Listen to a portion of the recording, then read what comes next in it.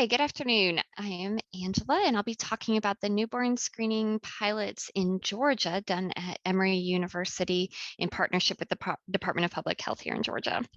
I'll be presenting with Bill Wilcox. Our plan for this talk, just really quick, is an overview of the pilots that we've done and let you know how those went, some lessons that we've learned, the good, the bad, the ugly, and suggestions for the future, both in this screening program as well as all kinds of pilots around the country that might be helpful for you. So what have we done here in Georgia? With the funding from the NICHD, we've completed pilots for 4 disorders. Simultaneously, we did Pompe disease as well as MPS I. We did those in early 2017. We did X-linked adrenoleukodystrophy in the second half of 2017. After that, we did spinal muscular atrophy from 2019 to 2020. Those have all been completed. And we have 2 pilot projects that are currently underway. We're in the middle of doing one for proximal urea cycle disorders, and we are working on bringing up one for expanded homocystinurias. So a little bit about each of those pilots. I'll talk about Pompe and MPS I together as they were very much a cohesive program. We screened for those using flow injection tandem mass spectrometry. We did a 2-tiered screening system. The first tier was a 2-plex enzyme assay. Those results were analyzed with the CLEAR tool, and if they were above the lowest risk category in the CLEAR tool, they went on for 2nd-tier testing using a 6-plex enzyme assay. Those results were also analyzed with the CLEAR tool, and in results that had the 2 highest risk scores were referred for confirmatory testing, and as well as a referral to the genetics clinic if the confirmatory testing was abnormal. The 2-tiered system using enzyme assays twice was a cost savings technique that we thought we needed to employ in the state lab, but you'll hear how we changed that. The confirmatory testing that we did for these diseases is listed here. We had a contract with Duke to do testing for Pompe. We did the GAA enzyme assay, urine hex 4, and then reflex to sequencing of the GAA gene as well as del-dup.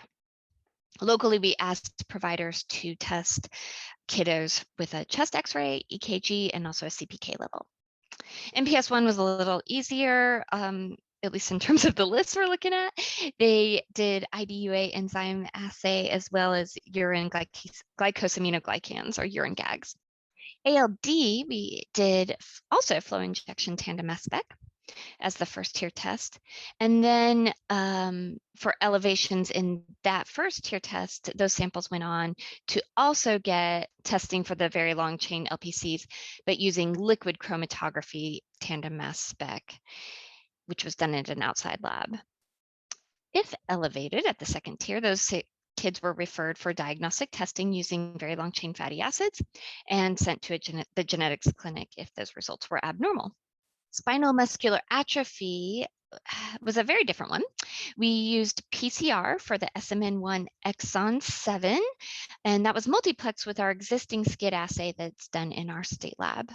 So anything with a high CT count showing a lack of the exon 7 in SMN1, anything with a high CT count resulted in referral, and that resulted in confirmatory testing.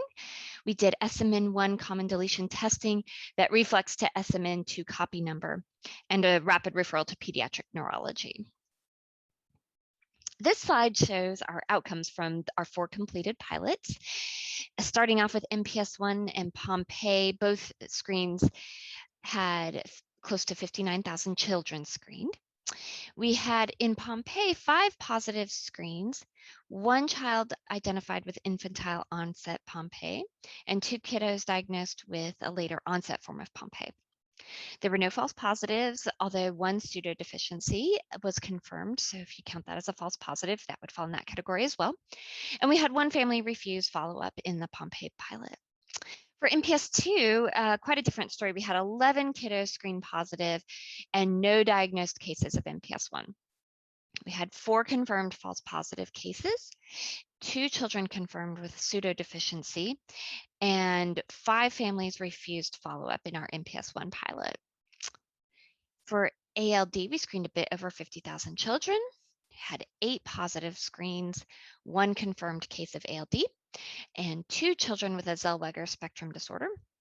We had 5 that had a false positive. In SMA, we screened almost 150,000 children. We had 24 screen positive and 12 diagnosed cases. We had 12 false positives, and those 12 false positives really happened earlier on in the pilot. And for some reason, that stopped happening. We just don't get false positives in SMA, and we have no idea what changed.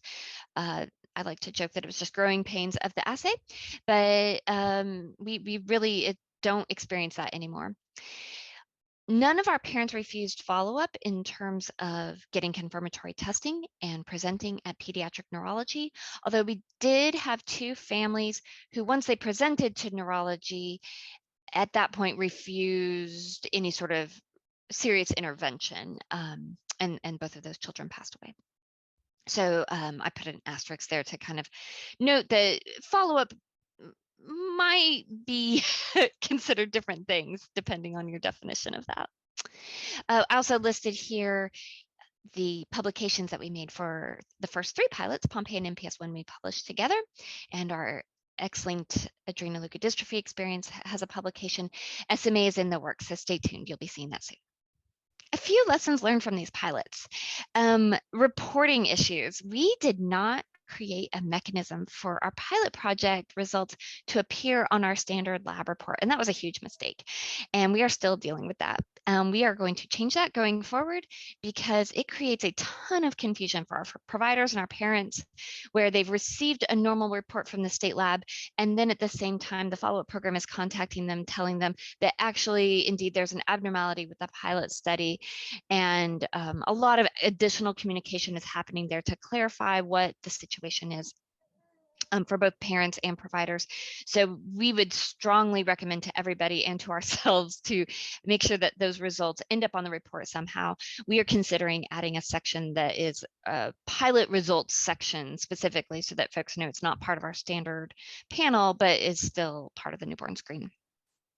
This was also really complicated in our early pilots for Pompe, MPS 1, and ALD. There was a lot of send-out testing being done, and it became very complicated for us to bring in all those layers of IT information into our report. But now that we know what the payoff is to make that effort, I think that's what we're going to be doing. So this is Bill Wilcox. I'm going to take the rest of this on. The lessons that we've learned through second tier testing and planning for the future is that the pilot studies have really allowed us to figure out what strategies will be the most effective when we go live in the permanent program. The MPS 1 is an example where we learned a lot.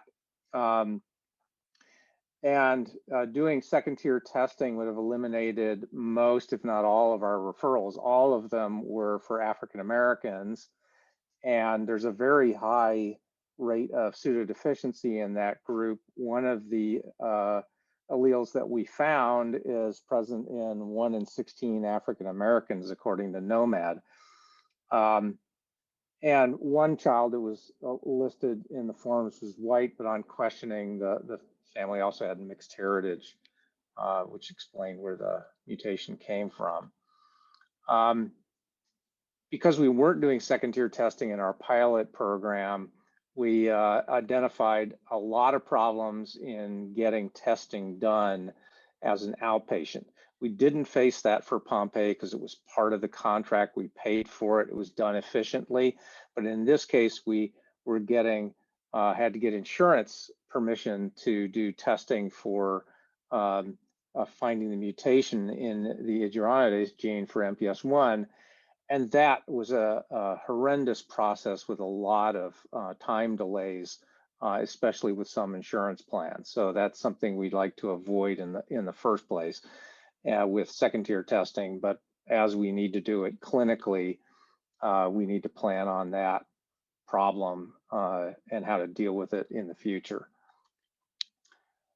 Molecular testing, using that as a second tier test probably only at the confirmatory stage, is not really helpful at the screening stage. For MPS 1, it's unlikely to be effective at reducing referrals as the blood spot glycosaminoglycans, which is the plan for the program that's about to initiate in the state. And X-linked ALD, we found a large number of variants of unknown significance, as well as other peroxisomal disorders. So it's really the biochemical screening follow-up that's more important than doing molecular testing. The potential is for more universal coverage compared with relying on insurance at the confirmatory stage, meaning that the program would pay for it. We still got to do the testing to confirm things. And so the funding issues have to do with what the state allocates us. Do we have funds to do it with the laboratory or the follow-up program or not? Or do we got to get insurance to do it, which is a pain. That can be an issue with all second-tier testing, but molecular is particularly difficult. In some states, that can be much worse than ours. And we also are dealing with variants of unknown significance being frequent, particularly amongst non-Caucasian infants. Clear is a very useful tool, which I probably don't have to tell this audience. It helps us determine what could be abnormal and reduce the number of false positives and repeat testing. It also, we're using it now to help triage for repeat screens or confirmatory testing, depending on the risk scores. We're doing that for the proximal urea cycle disorders to cut down our false positives. But Clear is dependent on cases being put into it. So for us early adopters, the path's not as clear. You don't have a lot of positive cases in there, and it requires some legwork, which we're doing right now to get positive cases for the homocystinuria pilot study.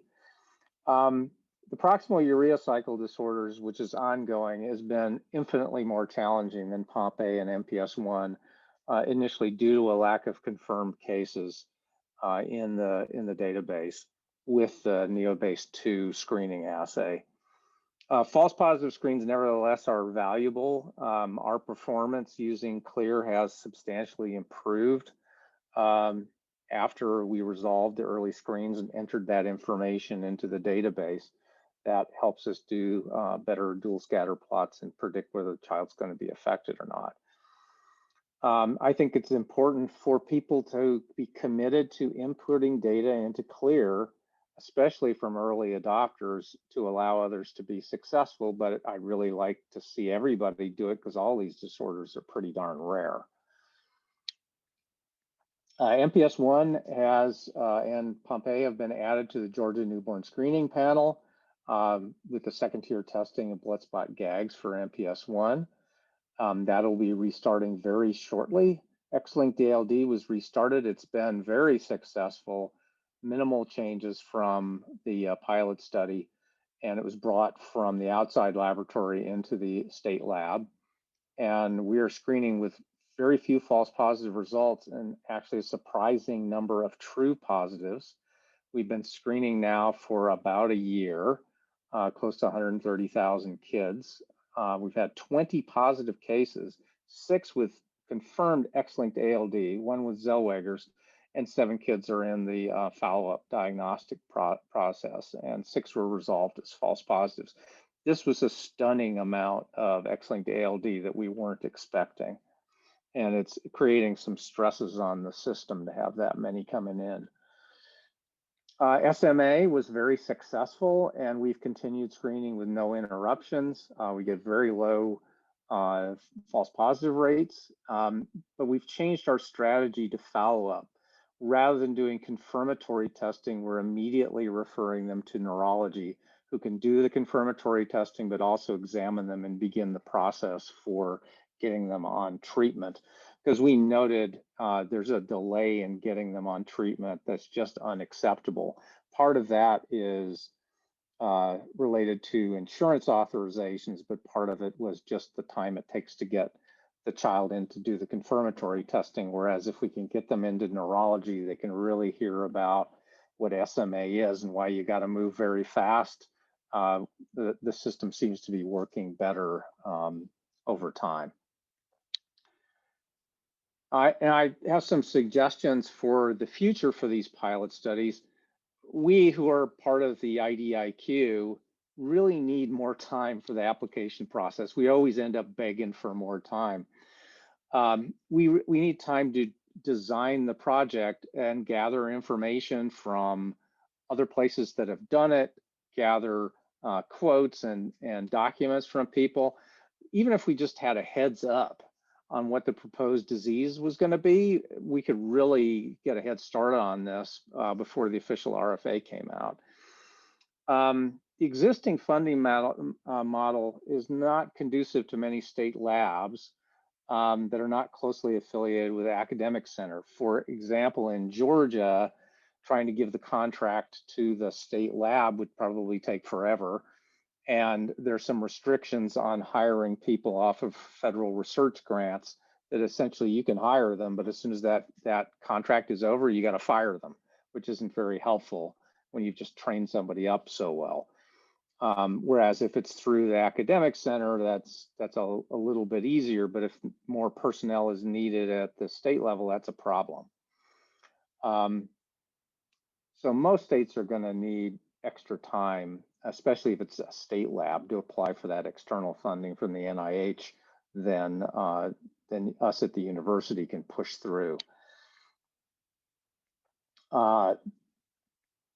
It would be helpful to have some transparency in how these diseases are being selected by combining input from national coordinating groups and the effort that the college and NBSGRN are making to come up with a listing of disorders. If we could multiplex some disorders, like we did with MPS 1 and Pompe, that would really be helpful. SMA, we combined with SCID to create one test, essentially. Adenosine deaminase can actually be detected with Neobase 2. We haven't done that. And you can do multiple lysosomal storage diseases at once. That would allow us to use our staff efficiently and the equipment that we have. We've pretty much maxed out our lab space. We don't have much room for new equipment. So if we start having to buy another additional mass specs or something, it's where are we going to put them? Becomes a problem, and that's not a simple fix to deal with. As I said, there's some restrictions with state systems, and there's some concern that states may have for using a laboratory-derived test, which many of these are, particularly in the pilot stage. And consider the state lab resources. Georgia has to subcontract most second-tier testing to an external organization. In the case of the MPS GAGs and the homocysteine, it's going to be going out to through Mayo in a contract. So that's something that we have to do that takes time.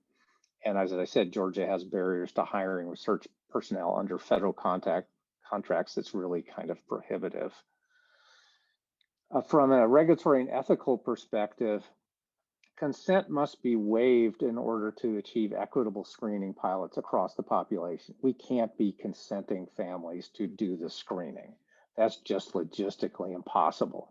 Even if you had a much bigger budget and we're doing it at the giant hospitals, that's hardly fair to people born in the rural areas and would engender an enormous amount of ire on the part of our state government, I could imagine. And we need to consider how specific populations may be targeted by this screening, such as pseudodeficiencies that were very common in African Americans for MPS 1. They're already very suspicious of the medical system, and many refused follow-up testing, even though we explained to them what MPS 1 was and why we were doing this. We didn't, because this is a pilot program, we're not going to send out the authorities to round them up to get the confirmatory testing done. We thought that was totally inappropriate. So if they didn't want to do it, that's fine. That's their right. And if we are going to enter their information into any database in any kind of identifiable way, such as we're entering it into the long-term database for clinical information, that requires informed consent. So that actually, has to get the full process done. And I would say we need to prioritize clear and second-tier testing to reduce our false positives and the impact on families. We don't want to have more false positives than absolutely necessary. We don't want to miss cases, but we don't want to call in people who are going to be suspicious or unhappy that we're testing them for something that didn't end up being real. So that's my comments on our pilot program experience.